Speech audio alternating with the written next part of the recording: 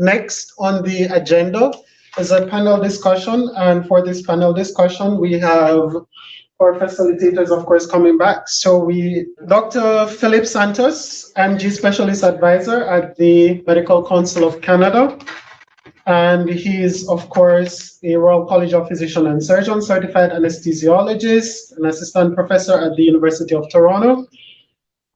We also have the CEO and registrar of the Nova Scotia College of Pharmacy, Beverly Zucker, and Carol Timmings, the strategic partner liaison at the Canadian Nursing Association and board member at Touchstone Institute, Dr. Sandra Mutilva, manager of the International Midwifery Pre-Registration Bridging Program, and those are our panelists for today. And most definitely, let me say, I am pleased and honored to introduce our panel moderator for this session. Zara Abaspour, one of our own, I must say, and a powerful testament of what support, guidance, and community can do in positively shifting the scales and balancing those outcomes. Now, Zara joined the Pegasus IEHP mentorship program at its inception in April 2024, seeking support in her journey to match into cards. All right, so that was her only statement in our intake. And from the beginning, she voiced her needs clearly. I need observership, or I need shadowing hours. And of course, we worked as much as possible to get her the resources or the support that she requested. So when it was time when she said, okay, I need hours, I said, okay, let's connect you for this. When she said, oh, I need to do OET's exam, I was like, okay, connect with this person to provide some guidance. And then when she had those lovely news, oh, I have interview. She said, I have interview with UFT. We said, okay, connect with this person, connect with this person. All right. And then she said, oh, I have a MMI interview. I don't know what this is. Okay. And we're like, okay, now we need to go and find someone from DAL who have gone through that process. And we did. So she got invited, and then she got accepted into the University of Toronto medical residency program into their family medicine stream. And we'll be starting in a few days, right? Yes. So now she's going to be our panel moderator, sharing her lived experience as well. And I think it's a very fitting individual to be moderating this panel. So please help me welcome all our panelists. Oh, before I go to that, now we have Lara coming back online. So let me just introduce her, please. Welcome, Lara Kibo, the Assistant Director of the Credential Policy Unit within the Settlement and Integration Policy Branch at the Immigration, Refugees and Citizenship Canada, IRCC. Lara holds a combined honors degree in Law and Human Rights from Carleton in 2002 and completed intensive summer program with the University of Utrecht, Notre Dame, and the Catholic University of Belgium, and on international human rights law in 2007. Now, currently the Assistant Director of Credential Policy, Settlement and Integration Policy Branch at IRCC. She has responsibility for educational credential assessment policy and pre-arrival information and orientation policy in the settlement program. Immigration has really been her home for almost 2 decades. So someone coming with a wealth of experience there to contribute to this conversation. Having worked across the immigration continuum on many programs across lines of business, from operations to policy and beyond. Lara has also worked in a variety of senior positions across the Government of Canada, Border Services Agency, Intelligence and National Security, Employment and Service Development Canada, with focus on disability, Civilian Review and Complaints Commission for the RCMP, Public Safety Canada Strategic Planning Policy, and Health Canada on their cannabis initiative. Now, when not working, Lara is really busy, busy mom in a blended family of 6, and we had a little bit of discussion about that when we were, of course, having that introductory talk with regarding to her engagement in this session. I won't go into details about that, but well decorated there.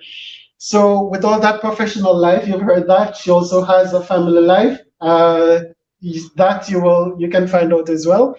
But please welcome, and to the rest of our panel that we spoke about earlier, welcome as well.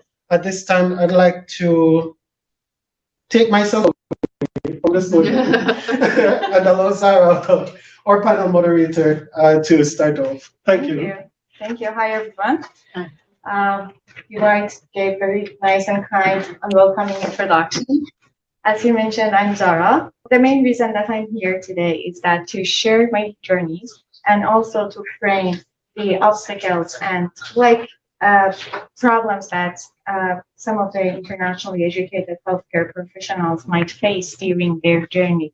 So it is mostly from my personal experience. This is not something that everyone would have experienced or will experience, but this is just what I'm sharing here. And I'm hoping that we can find a solution for those. So one of the key barriers that I would like to highlight today is the lack of clear and transparent information about the exams and the pathway to medical licensure in Canada. So when I first arrived in Canada, I knew that the journey to practicing medicine would be challenging, but I underestimated just how fragmented and unclear it's going to be. Although there are many resources available for exam preparation, including extensive lists provided by MCC, in practice, it is extremely difficult to determine which materials are high yield and actually relevant to the exams. Like many others, I found myself relying on US-based resources to prepare for the exam, even though Canadian exams often emphasize on different competencies. I simply had no other viable choices. So as another example, recently a situational judgment test was introduced as a requirement for some family medicine residency program, FNPORC. And unfortunately, that preparation. That's okay. Yeah, that's okay? Yeah. Okay. Unfortunately, the available preparation materials are extremely limited and fall short of helping candidates feel adequately prepared.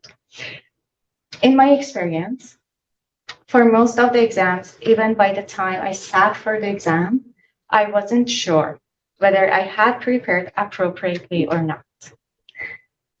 Something I only truly realized when I encountered the questions.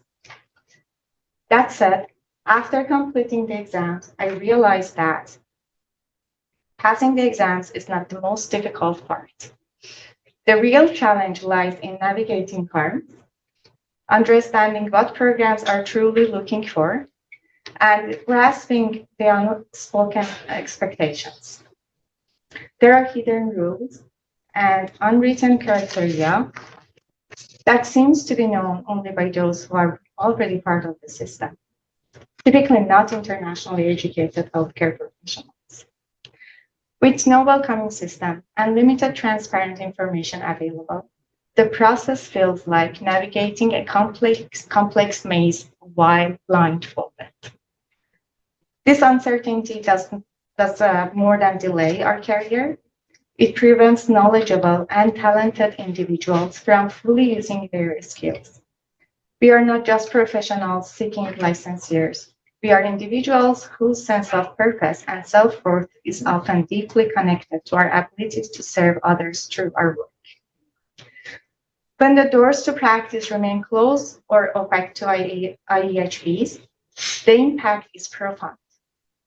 It affects individual well-being, undermines professional identity, and places emotional and financial strain on families. On a broader scale, society also suffers, losing out on valuable skills and talent by keeping capable professionals on the sidelines. Today's panel focuses on system-based approaches to removing barriers for internationally educated healthcare professionals. as they work to integrate into Canadian healthcare system. So what might be a system-level solution actually look like?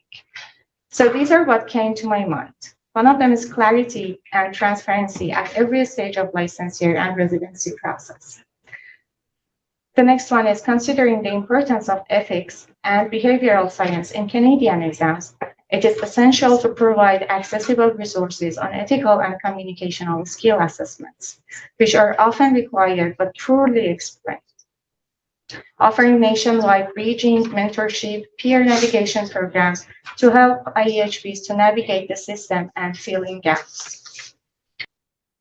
Recency of practice requirements present a significant obstacle. These requirements should be realistic and aligned with the often lengthy time it takes to complete the licensing process. Offering research positions and healthcare-related paid opportunities that support a smoother transition into clinical roles. Nationwide acceptance of proficient-specific language assessments such as OET, which are functional language evaluation that reflect real-world communication in healthcare settings. Cross-provincial collaboration among regulatory bodies, educational institutions, and support organizations to reduce duplication and streamline integration. As we begin this conversation, I invite each of you, whether you are a regulator, educator, policymaker, or support provider, to listen with the perspective of someone walking this path for the first time. Let's move beyond individuals' stories and begin identifying the patterns, policies, and practices that can be redesigned for lasting impact. Because integration is not just about passing exams, it's about rebuilding a professional identity, restoring dignity, and creating a system where IEHPs don't just survive, but truly thrive. Thank you all. Yeah, so I'm sorry that I was reading from my notes. It was too much that I didn't want to lose anything or miss anything. So we have our panel here. You did the introduction, so do we need to? Yeah, so if there's anything that you would like to share or introduce yourself, we can go over. I can speak a little bit to some of the things that you mentioned. I don't think I need to, we need to go over presentations again, but I do agree that there's a need on providing information more clearly to physicians. I think this has been clearly identified as a big problem.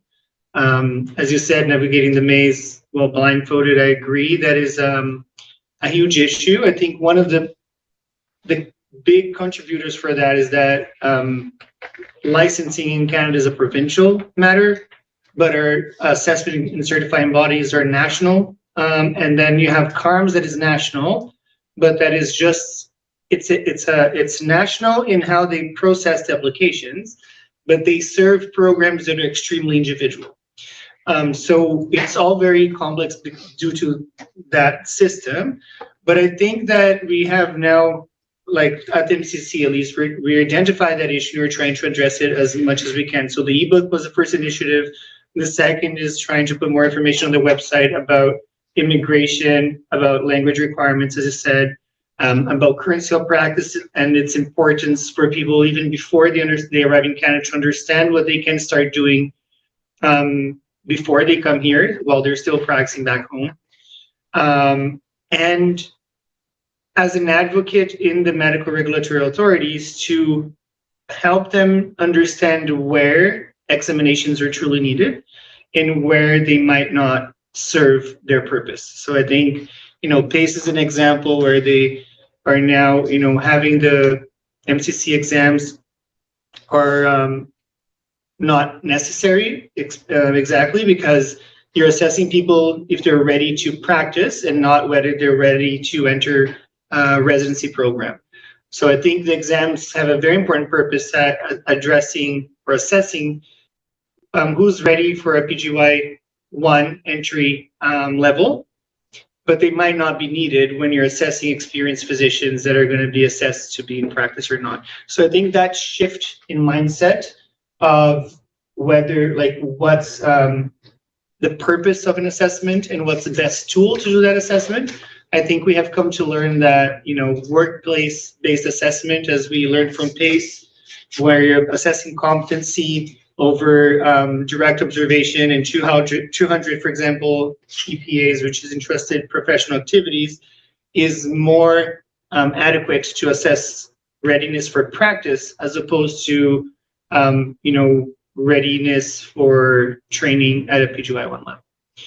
So I think change is happening, not as fast as we would like, but in the last 2 years, we probably saw more changes in this field than we have seen in the last 2 decades. So I think we have reasons to be hopeful and to celebrate the recent changes while fighting for more changes. That's true.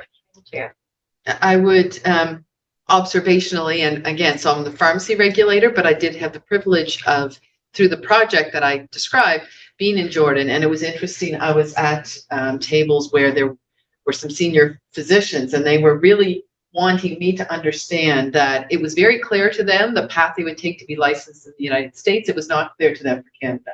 And they really flagged that as a significant barrier because and I think some of that is because, and not that it was even an easier pathway, I think it was just better understood because they described it to me and I thought, oh, that's not straightforward, but they could talk to it. So I just took that away for me as well in terms of, when something looks like an insurmountable undertaking, not understanding what the path is a big part of that. So having that, and then having people, my other takeaway for me is going to be having people who've gone through the project to come back to both inform us, how do we communicate this better, and to be champions as well, to help people know this isn't as scary as it looks and is a very doable. I also really wanted to, certainly I want to applaud, I guess, the Medical Council of Canada, because it's my understanding as I begin to get into this and look at this area of how do we create new assessment tools more appropriate for where that person is in their professional career to meet the needs of our obligations as regulators to society to make sure that person is competent, and to really embrace other tools than these high stakes examinations. And so I'm very, very impressed and looking to learn from it. And I guess that would be my other thought. There are medicine I know is doing a lot in the area of entrustable professional activities and programmatic assessment, both at the undergrad level. How do we begin to bring this research to the work of regulators in assessing in professions broadly? So I realize you've got a lot to do, and I'm not asking you to do it for all the professions, but even amongst my peers in regulation and your peers in national assessment organizations, such as the Pharmacy Examining Board of Canada, it would be great if we could share learnings and sort of stand on the shoulders of giants and be able to see further and get together. I think we would do a lot collectively better and improving the Canadian brand, if you will, of coming to Canada to be a healthcare professional, that it's understood there's a lot of similarities. That's going to be. That would be wonderful. That would be wonderful. I believe. I'm encouraged. I know the system is people. We keep talking about the system. The system is people. And the people that I see now that are comprising the system, I have a lot of optimism about where we can get. That's true. Myself, I have seen changes during the last couple of years. You're absolutely right. And I know that people are trying, and thank you so much for saying that. So I'm trying to highlight things. So it's so good that we get this chance to connect and talk about all the things that we are experiencing. Thank you so much for all the information you shared. Is there anything from our panel, from our online panel, that they would like to share? Yeah, go ahead, please. Hi, yes, Carol, I just wanted to, first of all, I appreciate very much you sharing your experience and perspectives with us. And it prompted two things for me. One is, and I think it's really been a common theme through all of the presentations today, and that is really listening and then moving that knowledge that we acquire from the lived experiences into policies, processes, because I do still think there is a big disconnect between what we think we know and what is actually so. So I think whether it's shaping policy, looking at regulatory processes, looking at education and bridging programs, you know, I think we have to really be authentic when we say we're going to listen and integrate where we can. And sometimes that means co-creating things, right? And I love the idea of sharing, whether it's across regulatory bodies and associations, or regulatory bodies and people who are supporting navigation and preparation for language requirements, etc. I do think we each acquire some of that, but it's getting to the point where we actually share that and co-develop and co-create things. So thank you for just sharing your insights. The other point you made that really resonated for me, and that is integration.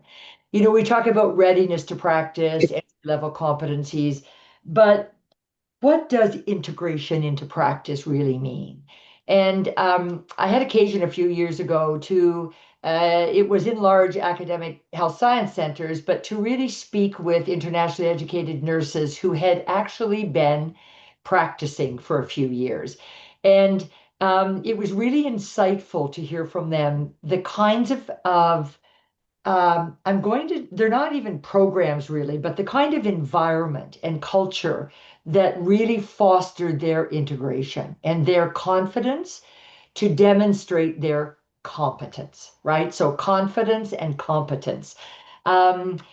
Very, very different constructs, but very synergistic when someone has been tested at that entry level competency. But then what is it really like to go into a practice environment and demonstrate that? What's the role of peer support and mentors and coaching, and really embracing a diversity of practitioners in the workforce? So thank you for that. I think the term integration is something we need to really look at, working with our employment partners who really spend more time with internationally educated graduates than any one of us, really, right? We each have our mandates, but it's when they get in the workplace that I think employers can be incredible partners in patient safety and in supporting the integration of practitioners into the workforce. Thank you. Yeah, thank you so much. So Dr. Sandra, I can see that your hands are up. Yes, thank you. I think that I understand and I appreciate the aspect of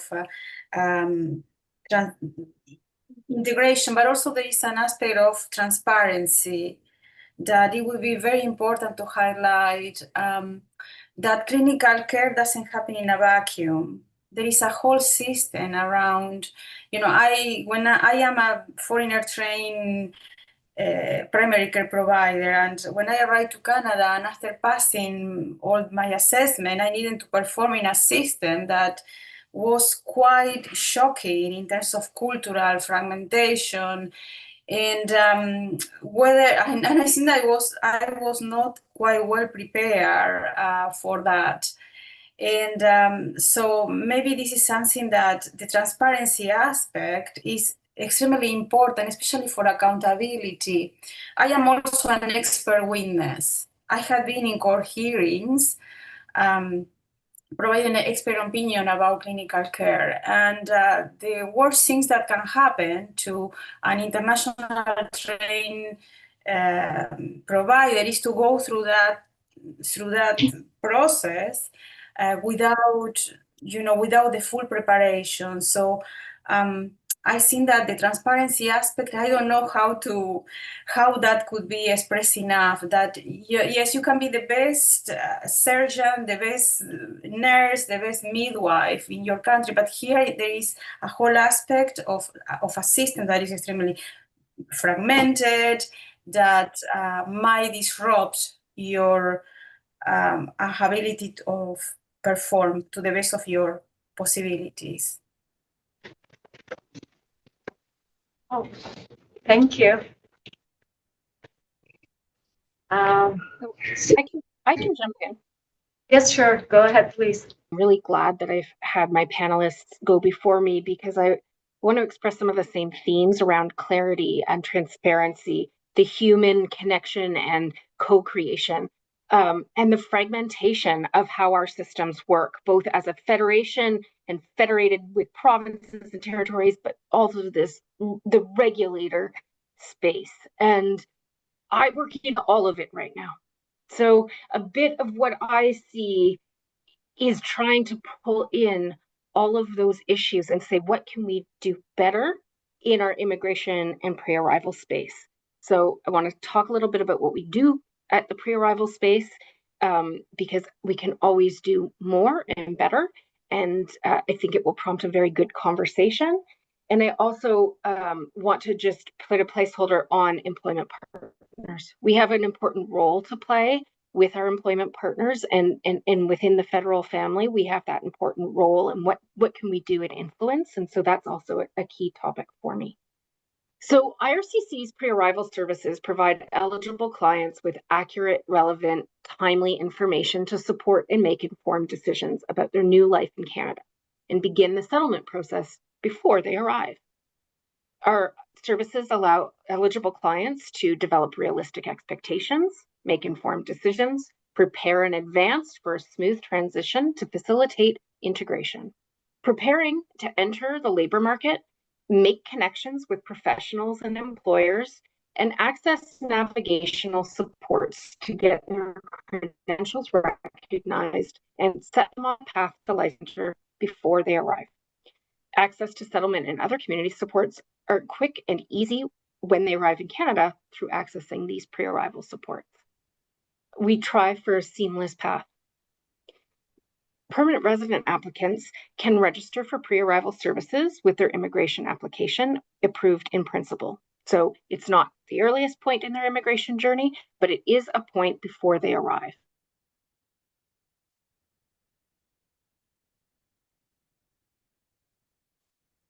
I would just, while you're looking for a question, if I could just build on something she said. In our project, one of the learnings we have, because we're bringing together different partners, so we're actually working with employers, immigration, education, and then academic and the regulators.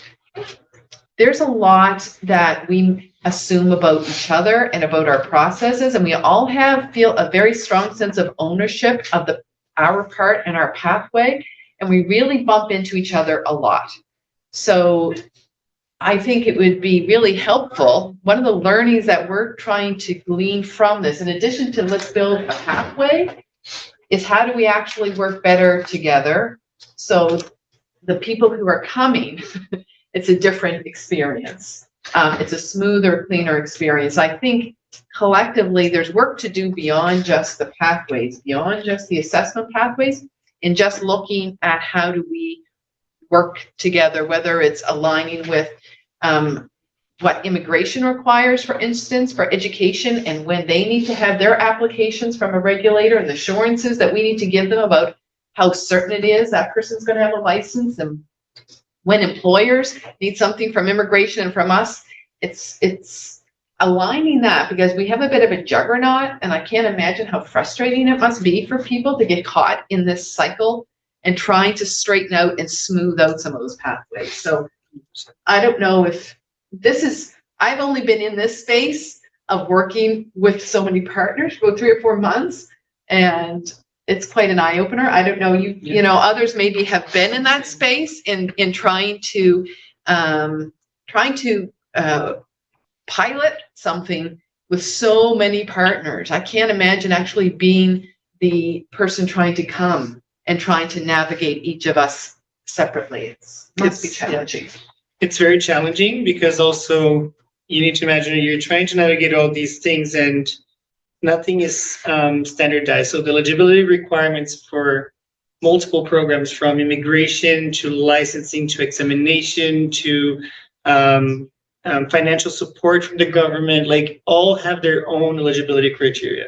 So you might fulfill, you might be eligible to sit the exam, but you're not eligible for licensing. You might be eligible for financial support from the government, you might not be eligible. You might be eligible for permanent residency, or you might not. And if that doesn't align, if the Swiss cheese, if you're not lucky enough to get through the Swiss cheese, you won't get to the other side, which is ultimately living in Canada, fully integrated in your profession and actually participating in society within your profession, which is ultimately, I think, everyone's goal. But there's just so many hoops. You're correct. I think there needs to be a little bit more communication to see where things can be standardized. I see this from the medical regulatory perspective, where the provinces each have different eligibility criteria to try to achieve the same goal. So I think there needs to be more conversation between the provinces. Why can't we align on what are the requirements for certain things? And why is it that, in Nova Scotia, we don't need an exam, but if you cross the border to this other province now you do? How do we, we're the same country? I think, and although health is, provincial, I think there's a lot that can be shared in terms of experience. Our populations are different in some areas, but not overly so to the point that we need to have different criteria for every single thing, right? And that in itself would eliminate, would save costs, would eliminate redundancy, would improve efficiency. So overall, it's a win-win. And I would just flag on that. In 2023, April 2023, the Nova Scotia government introduced the Patient Access to Care Act. And in doing that, it gave authority to the regulators to be able to waive licensing requirements when it's in the public's interest to do so. It's very unique legislation we have in Nova Scotia, which allows nimbleness, because I think some of the challenges, some of the requirements for licensure are embedded in provincial legislation and regulations that, in order to have changed, has to get in queue with things like internal trade legislation or climate. So whatever the governmental priorities are, it can be very difficult to change regulations and requirements that are regulations. So that is something that we have in Nova Scotia. And you'll notice the medical regulator here and the pharmacy regulator here are both involved in some interesting and innovative licensing pathways. And that is a big piece. So I kind of wanted to flag that as well. Just giving authority to the people who have the expertise to be nimble in making the changes. Mm-hmm. And also making it, sorry, I was scared to just jump in, but it makes it immune from political changes, right? Because if you have a law that gives that authority, these licensing requirements or these changes are long lasting and not based on the political interests at hand. Because that can change, right? In 4 years, we have another government. Right. But if you have a law now that is harder to change, so I think that is a very innovative and interesting approach.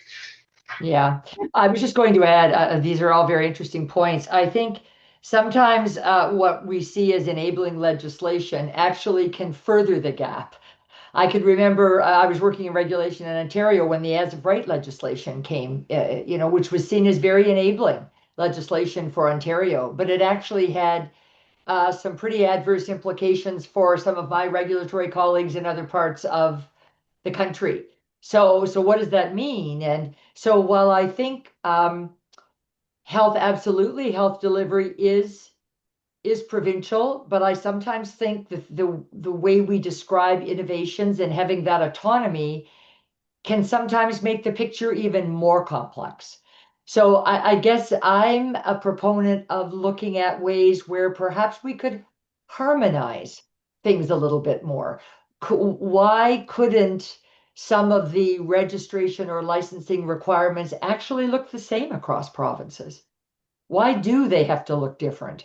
When in point of fact, presumably we're all looking for the same purpose and North Star, which is public safety. So I guess, I've worked in a lot of spaces and I'm yet to be convinced that there need to be so many differences. I do think that if we looked more for the similarities and less at the patchwork of, well, we don't require previous Canadian experience. Well, we do. Oh, why is that? Given that there isn't a whole lot of evidence to support either any time frame, quite frankly. So I do think I love the idea of working together, but I think we have to almost back it up a little bit to that common interest base. What are we all seeking to achieve? And then where can we make that contribution?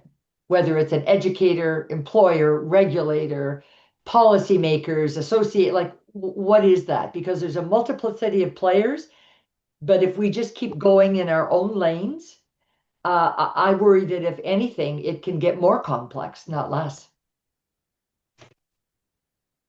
The only thing, just to make a plug, and I certainly understand the desire to harmonize, in particular, when you see a licensing pathway that looks really attractive and you'd like to have it in your own province. I will flag that as a Nova Scotian who sat on pan-Canadian boards and discussions for many, many years.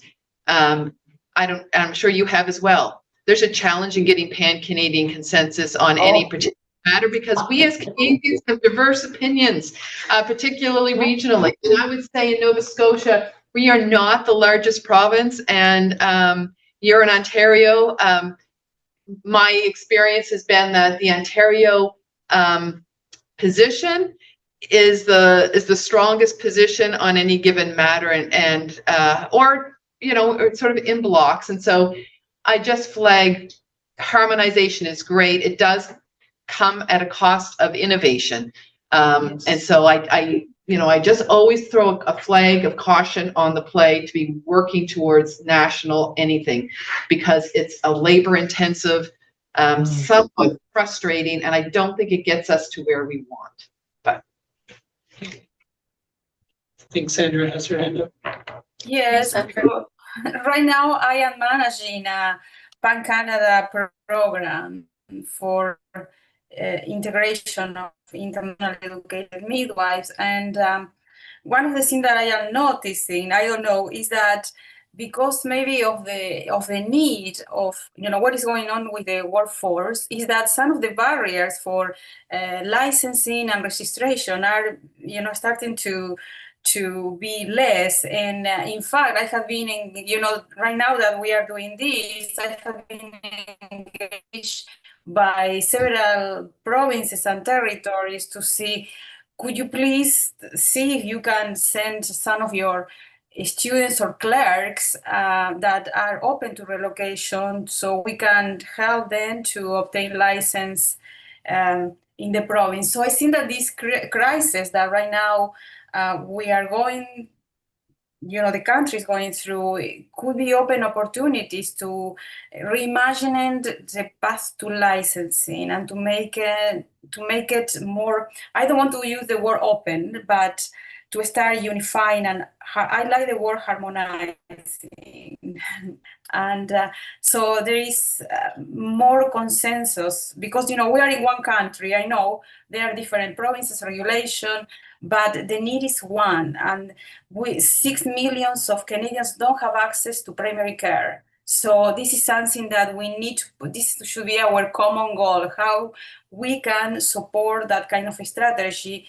I am not seeing that at the front of, it would be great to have a national strategy to incorporate internationally educated healthcare providers that, we are lobbying politicians to see how we can support this working force that is right now not finding their purpose.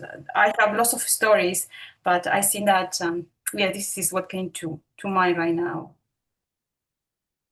Thank you so much. Thank you all. It was wonderful to talk to you and just hear what you're thinking, just knowing that we have this conversation. This is just to my experience, getting ready for everything, doing the exams and going through the process, you feel like you're isolated. But when there is such a setting that we can sit together and talk, it makes a huge difference. Thank you so much for that. Yeah, thank you.